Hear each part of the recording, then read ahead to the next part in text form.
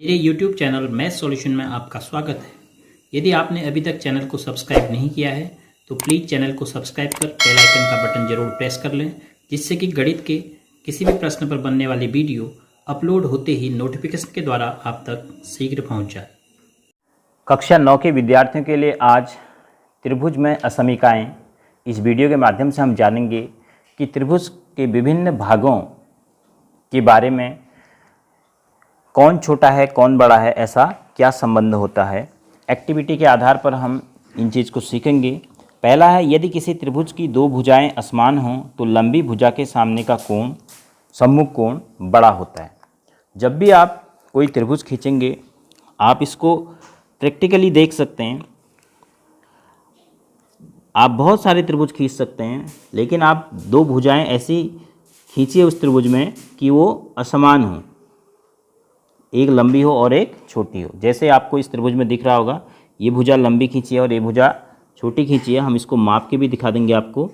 ये है 4.3 और ये भुजा है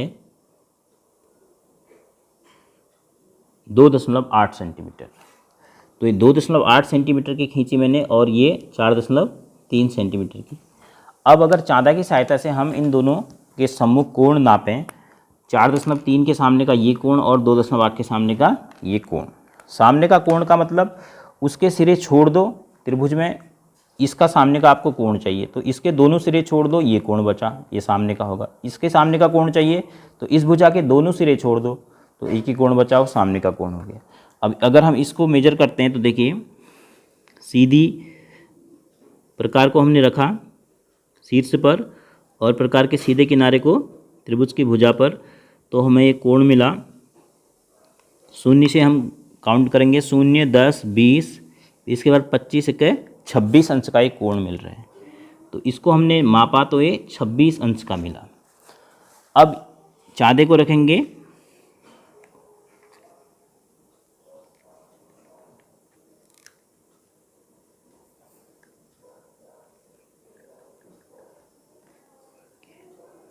सीधी रेखा पर भुजा पर चांदी का सीधा किनारा आ गया। तो अब यहाँ से देखिए, शून्य से अब अंदर वाला स्केल, क्योंकि जो सीधी रेखा चांदी की है वहाँ से हम गिनना शुरू करेंगे। तो इस भुजा से हमने सीधे किनारे को मिला दिया चांदी की। तो अब यहाँ से 0, 10, 20, 30, 40, 40 के बाद 2, 42। तो ये कोण कितने अंश का आया? 42 का। अब आप स्वयं देखिए, 4.3 सेंटीमीटर भुजा के सामने का कोण बड़ा है और 2.8 सेंटीमीटर भुजा के सामने का कोण छोटा है। 42 बड़ा है, 26 छोटा है। तो किसी भी त्रिभुज की दो भुजाएं अगर असमान होंगी तो आपको हमेशा ये प्राप्त होगा कि जो भुजा लंबी है उसका सम्मुख कोण माप में बड़ा होगा।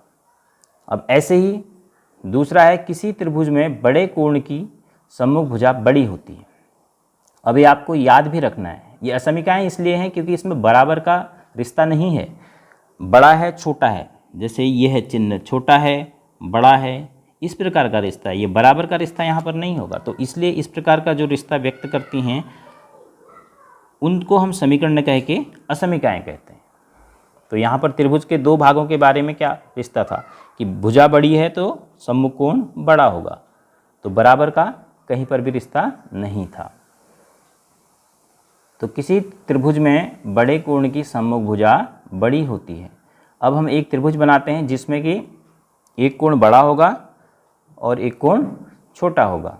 तो फिर हम उसमें जांच करेंगे कि बड़ा कोण जो है उसके सामने की भुजा क्या है, उसको हम रूलर से माप लेंगे, और छोटे कोण के सामने की भुजा क्या है उसको भी हम रूलर से माप लेंगे। जांच करेंगे कि ये सही है कि नहीं है। तो ऐसा बहुत सारे त्रिभुजों के लिए हम कर सकते हैं। जैसे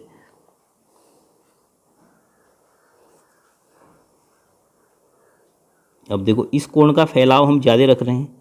ये कोण का फैलाव ज़्यादा है तो कोण बड़ा बनेगा बाकी अन्य दो कोणों से, क्योंकि तीनों कोणों का योग 180 अंश होता है। अब इन दो कोणों की बात हम कर लेते हैं। एक इस कोण को माप लेते हैं और इस कोण को माप लेते हैं। देखो हमने कितने अंश के कोण बनाए हैं।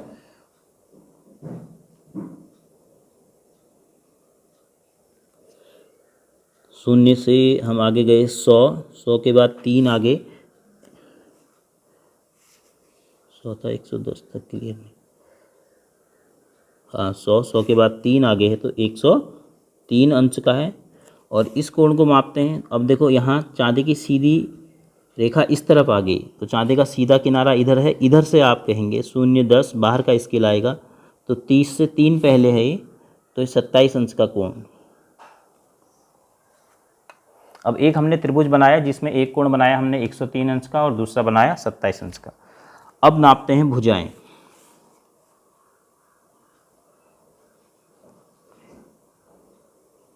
चार 4.6 इसके सामने की भुजा है। अब इस कोण के सामने की भुजा ये है, इसको मापते हैं।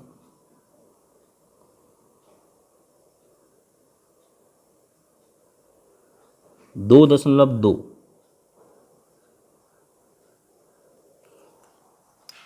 अब देखिए 103 अंश कोण के सामने की भुजा कितनी मिली हमें, ज़्यादा मिली 4.6, और 27 अंश कोण उसके सम्मुख की भुजा कितनी मिली हमें, 2.2 सेंटीमीटर।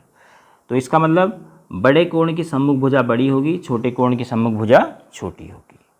तो ये दोनों एक दूसरे के विपरीत कथन भी हैं, विपरीत असमीकाएँ भी हैं। अब तीसरी असमीका है, त्रिभुज की किन्हीं दो भुजाओं का योग तीसरी भुजा से बड़ा होता है। किसी भी त्रिभुज में आप दो भुजाओं को मापेंगे, माना स्केल से या डिवाइडर से भी आप माप सकते हैं। तो ये है PQ 4 सेंटीमीटर, तीनों भुजाओं को हम माप लेते हैं पहले, फिर PR देखिए 3 सेंटीमीटर, और फिर RQ है 5.3 सेंटीमीटर। तो आप कोई भी त्रिभुज बनाइए किसी भी माप का, उसकी तीनों भुजाओं को माप लीजिए, फिर आप जांच कीजिए किन्हीं दो भुजाओं की, जैसे PQ धन PR, इसकी जांच करेंगे तो क्या आएगा, PQ कितना है 4 धन 3, 4 धन 3 7, और फिर PQ धन PR के साथ कौन बचा, QR, तो QR बराबर 5.3। अब आप देखिए इन दो भुजाओं का योग 7 आया और तीसरी भुजा 5.3 कम है, तो हम क्या कहेंगे, PQ धन PR जो है वो बड़ी है किससे, QR से। तो दो भुजाओं का योग हमेशा तीसरी भुजा से अधिक आएगा। आप PQ धन QR ले लीजिए, माना आप PQ धन QR लेंगे, तब भी आपके पास जो योग आएगा वो तीसरी भुजा कौन सी बचेगी, PQ और QR तो आ गया, तो PR, तो PR से योग अधिक ही आएगा। कैसे, देखो PQ कितना है 4, QR कितना है 5, तो कितना हो गया, 5 4 है 9.3, और PR कितना है 3, तो 9.3 बड़ा हुआ। तो विभिन्न प्रकार के त्रिभुज स्वयं खींच के आप इसको जांच कर सकते हैं कि किन्हीं दो भुजाओं का योग त्रिभुज में तीसरी भुजा से हमेशा बड़ा होता है।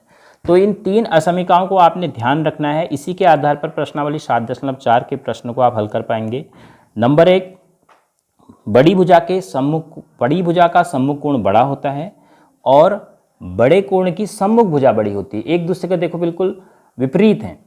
अगर आप ऐसे कहते हैं कि छोटी भुजा यानी जिस भुजा की लंबाई कम है उसका सम्मुख कोण छोटा होता है, या छोटे कोण की सम्मुख भुजा छोटी होती है, ऐसा भी आप कह सकते हैं। और किन्हीं दो भुजाओं का योग त्रिभुज में हमेशा तीसरी भुजा से अधिक होता है। तो इन तीन नियमों को आप त्रिभुज के लिए ध्यान रखिए, जिससे कि हम 7.4 प्रश्नावली के प्रश्न को आसानी से हल कर पाएं।